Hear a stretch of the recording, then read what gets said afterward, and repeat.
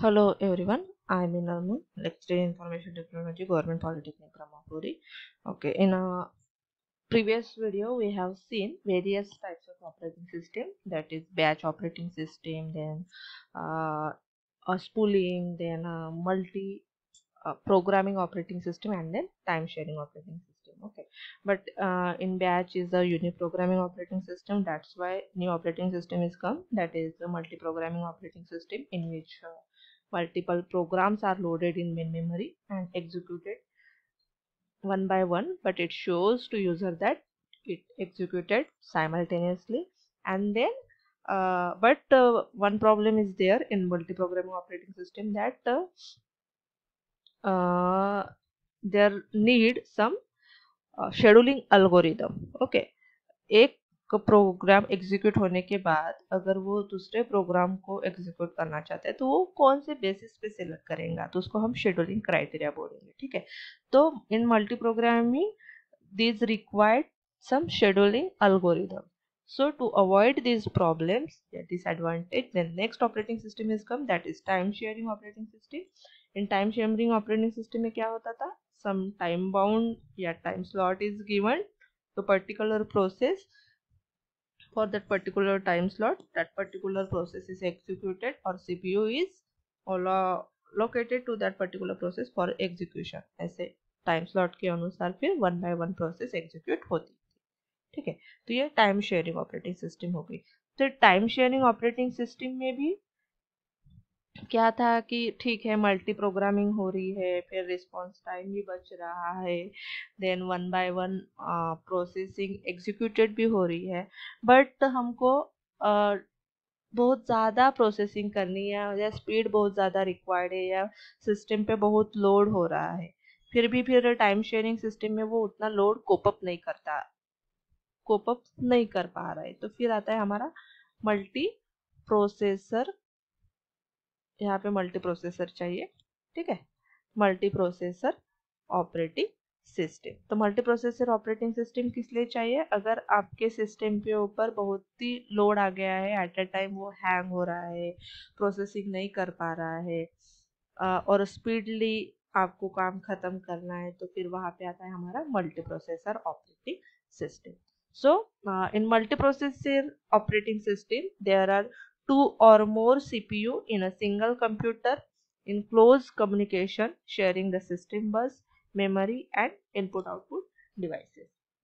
Multi processor, नाम में ही multi processor है, मीन्स वन मशीन और one computer system consist of more than one CPU और more than one processor. ठीक है, तो यहाँ पे क्या होता है कि one system consists of number of CPU, but all other the devices or hardware are same. means memory same रहेगी, उसके सिस्टम बस या मदरबोर्ड सेम रहेंगे, all other input devices output devices same रहेंगे.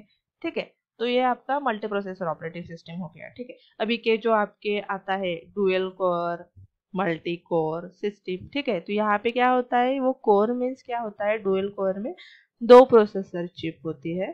सपोज एक चिप के ऊपर बहुत लोड आ गया तो दूसरे चिप के ऊपर या दूसरे प्रोसेसर के से वो काम जो है वो या कुछ वर्क जो है वो शेयर करते हैं और शेयरिंग में फिर वो एग्जीक्यूशन करते हैं. ठीक है, तो हमारे सिस्टम में अगर डुअल कोर बोला जाए तो सिर्फ दो प्रोसेसर होते हैं और बाकी का जो हार्डवेयर होता है, या मदरबोर्ड ले लो, पावर सप्लाई ले लो, मेमोरी ले लो या सिस्टम बस ले लो, वह सब हम सेम होती है. ठीक है, तो this system is called as the tightly couple system. क्यों, क्योंकि it shared memory, system bus and other devices. ठीक है, it is tightly coupled system. Then it is true parallel execution. अभी पहले ही बता दिया था कि सिंगल प्रोसेसर है, मीन्स सुपर कंप्यूटर भी क्यों ना हो, फिर भी eight a time single process he execute करता है, मल्टीपल नंबर्स ऑफ प्रोसेसर वो एग्जीक्यूट नहीं कर सकता. बट यहाँ पे क्या है, मल्टीपल प्रोसेसर है, मीन्स एक प्रोसेसर पे एग्जीक्यूट होंगी, सेकंड प्रोसेसर पे एग्जीक्यूट होंगी, जितने नंबर ऑफ प्रोसेसर होंगे उतने number of process simultaneously execute होंगी. मीन्स क्या हो रहा है, true parallel execution of process is happening in multiprocessor operating system. Then basically there are two types of multiprocessor operating system. First one is the symmetric operating system and second one is the asymmetric multiprocessor operating system. तो symmetric means नाम से पता चल रहा है कि symmetry होंगी, यानी जितने भी नंबर ऑफ सीपीयू होंगे उसको सेम नंबर ऑफ या सेम राइट्स होंगे, कोई भी हायर नहीं होगा या कोई भी लोअर नहीं होगा। जो भी प्रोसेसर है या प्रोसेसेस है वो ईच को सेम राइट रहेगा कि वो ये प्रोसेस एग्जीक्यूट करेगा, नहीं नहीं वो दूसरा जो सीपीयू सिर्फ यही प्रोसेस एग्जीक्यूट करेगा, ऐसा नहीं है। सबके जो राइट्स होंगे वो सेम होंगे या सबका जो कॉन्फ़िगरेशन होगा वो सेम कॉन्फ़िगरेशन होगा, तो इसलिए उसको बोला है symmetric multiprocessor operating system. Okay, but all the processor are installed in one machine, so one operating system control all the CPU, ठीक है, one operating system control all the CPU, that's why it is called multiprocessor operating system. Each CPU has equal rights. जो भी, हाँ अभी बताया, जो भी CPU होगा उसका जो है इक्वल राइट्स होगा, यानी नंबर्स ऑफ सीपीयू जो भी अवेलेबल है वो कौन से भी प्रोसेस है उसको एग्जीक्यूट कर सकता है। देन सेकंड टाइप है असिमेट्रिक मल्टीप्रोसेसर ऑपरेटिंग सिस्टम। तो इसमें क्या होता है, all CPU doesn't have equal rights. उसमें जो वन सीपीयू होता है वो मास्टर सीपीयू होता है और ऑल अदर जो सीपीयू होते हैं वो स्लेव सीपीयू होता है। मास्टर स्लेव आर्किटेक्चर आपको पता है, जिसमें मास्टर जो है वो ऑर्डर देता है स्लेव को और स्लेव जो है वो ऑर्डर के हिसाब से जो उसको फंक्शन करना है या टास्क करना है वो टास्क परफॉर्म करता है, ठीक है। तो यहाँ पे जो मास्टर सीपीयू होगा वो स्लेव सीपीयू को टास्क असाइन करेगा या एग्जीक्यूशन का टास्क असाइन करेगा, फिर वो स्लेव सीपीयू जो है वो प्रोग्राम जो है या टास्क जो है वो एग्जीक्यूट करेंगे।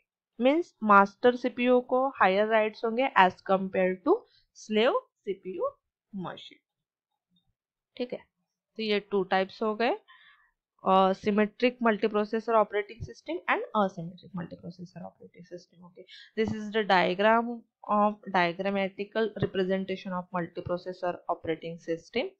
देखो इसमें क्या है, वन सीपीयू, उसके सीपीयू के रजिस्टर होंगे, कुछ कैश मेमोरी होंगी, सेकंड सीपीयू की रजिस्टर कैश मेमोरी, ऐसे मल्टीपल नंबर्स ऑफ सीपीयू है वो सिंगल मशीन में इंस्टॉल है, यानी मशीन की मेमोरी सेम होंगी, आईओ डिवाइसेज जो कनेक्टेड है वो सेम है, वो शेयर कर रहे हैं, और बस भी जो है सिस्टम बस वो भी वो शेयर कर रहे हैं। तो ये हो गया multi processor operating system. Then advantage of multi processor operating system, तो उसका फर्स्ट एडवांटेज है increase throughput. Increase throughput, throughput means क्या होता है कि पर यूनिट टाइम में वो कितना टास्क या कितना फंक्शन जो है वो परफॉर्म कर रहा है। तो ऑब्वियसली एक पर यूनिट पे सिंगल प्रोसेसर में एक ही प्रोसेस एग्जीक्यूट होती थी, बट यहाँ पे मल्टीपल प्रोसेसर है, मीन्स पर यूनिट टाइम में मल्टीपल प्रोसेसर एग्जीक्यूट हो रहा है, मीन्स पर यूनिट टाइम में जो उसका एग्जीक्यूशन काम करने का जो दर है वो बढ़ गया है, means increase throughput rate. Okay, increase per unit time throughput. And second advantage है इंक्रीज रिलायबिलिटी। रिलायबिलिटी मीन्स क्या होता है, अगर कुछ आपके सिस्टम में कुछ खराबी आ जाए तो आपका पूरा जो सिस्टम का एग्जीक्यूशन है वो स्टॉप नहीं करना चाहिए, ठीक है। तो अगर आपके पास सिंगल सीपीयू है या सिंगल प्रोसेसर है, अगर उसमें कुछ प्रॉब्लम आ जाती है तो पूरा जो एग्जीक्यूशन का काम है या आपका जो सिस्टम है वो फंक्शन करना बंद कर देती है। बट आपके पास यहाँ पे मल्टीपल नंबर्स ऑफ सीपीयू है, मल्टी प्रोसेसर है, तो मीन्स एक सीपीयू अगर आपका काम करना बंद करता है तो बाकी के सीपीयू जो है वो काम परफॉर्म कर सकते हैं या जो टास्क है वो परफॉर्म कर सकते हैं। Means this system is not depend on one CPU, but this system have multiple CPU. If one of the CPU have some problems, then these functions or tasks are performed by the other CPU present in the system. Okay, so second advantage is increase reliability. Third advantage is cost saving. अभी cost saving कैसे करता है आप बोलोगे, क्योंकि यहाँ पे तो मल्टीपल सीपीयू यूज हो रहे हैं, बट यहाँ पे क्या होता है, अगर आपका मल्टी प्रोसेसर हम क्यों यूज कर रहे हैं कि हमको स्पीड का प्रॉब्लम है, हमको एक कुछ कम टाइम में ज्यादा काम परफॉर्म करना है, ठीक है, तो इसलिए हमको मल्टी प्रोसेसर चाहिए। बट हमने यहाँ पे क्या कर दिया कि हमने सिर्फ सीपीयू एक्स्ट्रा लगा दी, यानी 10 मशीन का काम वो सिर्फ एक सिस्टम ही कर रही है, क्योंकि एक सिस्टम में हमने 10 सीपीयू जो है वो सिर्फ चिप लगा दिए है। बाकी के जो मेमोरी है या सिस्टम बस है या इनपुट आउटपुट डिवाइसेस है वो तो वो शेयरिंग कर रहे हैं, सिर्फ सीपीयू की कॉस्ट बढ़ गई है। मीन्स हम कंपैरिजन करेंगे 10 मशीन के कंपैरिजन में सिर्फ सिंगल मशीन में सिर्फ सिंगल 10 सीपीयू चिप हमने इंस्टॉल कर दी है, तो उसके कंपैरिजन में तो कॉस्ट उसका सेविंग हो गया है ना। तो 10 मशीन के कॉस्ट के हिसाब से ये जो मल्टी प्रोसेसर का जो कॉस्ट है वो कम है, तो इस हिसाब से जो है कॉस्ट यहाँ पे सेव होता है। देन सेकंड जो है बैटरी इफिशिएंट।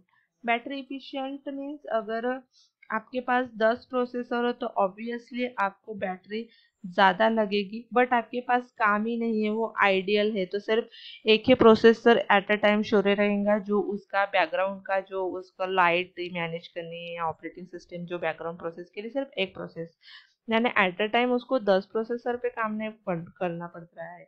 जब एक आधा टास्क आएगा तभी वो 10 प्रोसेसर जो है उसकी लिए बैटरी लगेगी, नहीं तो आइडियल स्टेट में रहेगा तो उसको बैटरी नहीं लगेगी। बट अगर हमने कंपैरिजन में 10 मशीन ली है तो उसमें सिंगल सिंगल सीपीयू होंगे, तो एट अ टाइम वो 10 मशीन को भी काम नहीं है, उसके पास कुछ टास्क नहीं है, फिर भी उसको बैकग्राउंड प्रोसेस के लिए उसको बैटरी लगेगी ही लगेगी। मीन्स यहाँ पे सिंगल सीपीयू अगर आइडियल है तो उसको सिर्फ सिंगल सीपीयू के लिए बैटरी लगेगी, मीन्स यहाँ पे बैटरी बचती है एज कम्पेयर टू 10 मशीन या नंबर्स ऑफ मशीन, तो यहाँ से इस हिसाब से ये बैटरी एफिशिएंट होता है। And last one is the true parallel processing. Obviously multi processor है, means multiple numbers of process execute होती है simultaneously, so it shows the true parallel processing or true parallel execution of multiple numbers of process।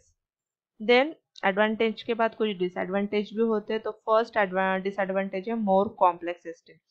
सो हमने बोल दिया कि numbers of system CPU यहाँ पे chip होती है, बाकी की सिस्टम जो है मेमोरी या सिस्टम बस या अदर डिवाइसेस शेयरिंग होता है, बट उसको इंटरनली मैनेज करना ऑपरेटिंग सिस्टम के लिए बहुत कॉम्प्लेक्स प्रोसेस हो जाती है, क्योंकि नंबर्स ऑफ प्रोसेस एग्जीक्यूट हो रही है तो numbers of time memory management करना पड़ता है, नंबर ऑफ प्रोसेस के लिए मेमोरी असाइन करनी पड़ती है, फिर वो डीअलोकेट करनी पड़ती है, input output device resource management करना पड़ता है। तो हम बाहर से देखने से तो वो इजी लग रहा है, बट इंटरनली जो ऑपरेटिंग सिस्टम का जो काम है वो मोर कॉम्प्लेक्स हो रहा है। एंड सेकंड जो है लार्ज मेन मेमोरी। 10 मशीन का काम वो सिंगल मशीन कर रही है, मेमोरी शेयर्ड हो रही है 10 सीपीयू में, तो ऑब्वियसली जो मेन मेमोरी है वो ज़्यादा चाहिए as compare to single machine या सिंगल प्रोसेसर मशीन, तो ये डिसएडवांटेज हो गया उसका। तो overall it is multi processor operating system. इन मल्टी प्रोसेसर ऑपरेटिंग सिस्टम में क्या होता है,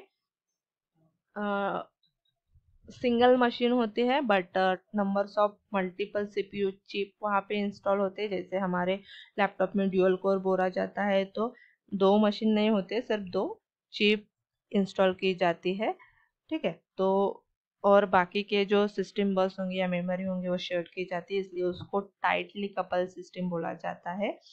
देन ट्रू पैरेलल एग्जीक्यूशन होता है, क्योंकि नंबर्स ऑफ प्रोसेस एग्जीक्यूट होती है at a time. Then 2 types है, सिमेट्रिक एंड असिमेट्रिक। सिमेट्रिक में सबको सेम राइट होते हैं, असिमेट्रिक में एक मास्टर होता है, बाकी के स्लेव होते हैं, मास्टर ऑर्डर देता है, स्लेव ऑर्डर फॉलो करता है।